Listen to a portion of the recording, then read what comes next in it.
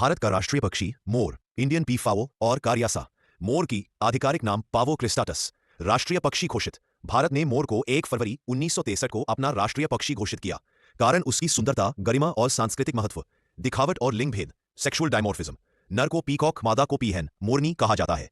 नर का सबसे प्रसिद्ध गुण उसकी लंबी, रंग बिरंगी ट्रेन, पूंछ के ऊपर के कवर पंख है जिसमें कई आंख जैसे पैटर्न, आई स्पॉट्स होते हैं। वह इन्हें फेंकाकर प्रजनन प्रदर्शन करता है। मादा रंग पतला और अधिक छिपकली सा कैमोफ्लेज होती है। तीसरा, व्यवहार, प्रजनन और आहार। मोर सामान्यतः एकांत विरोधी नहीं होते।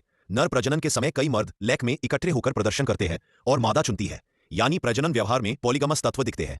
आहार, वे सर्वाहारी होते हैं। दाने, कीड़े, छोटे सरीसृप, फल और छोटे जीव खा लेते हैं। 4, रहवास, डिस्ट्रीब्यूशन एंड हैबिटेट। मूल रूप से भारतीय उपमहाद्वीप के हैं। भारत के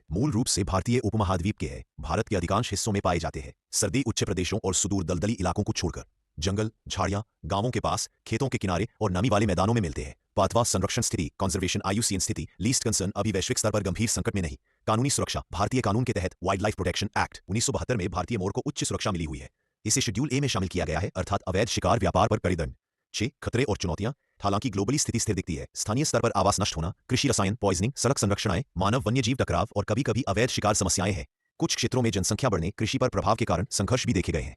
हाल के स्थानीय मामलों में कृषि रसायन से होने वाली विषाक्तता की घटनाएं रिपोर्ट हुई है। सांस्कृतिक और धार्मिक महत्व। मोर का चित्र और पंख हिंदू मिथक, मंदिरों और लोक कथाओं में बार बार आते हैं। कृष्ण की मुकुट पर मोर का पंख, देवी देवताओं से जुड़ी कथाएं और पारंपरिक कला में मोर प्रमुख है। सुंदरता और सांस्कृतिक नाते के कारण मोर को राष्ट्रीय प्रतीक बनाया गया।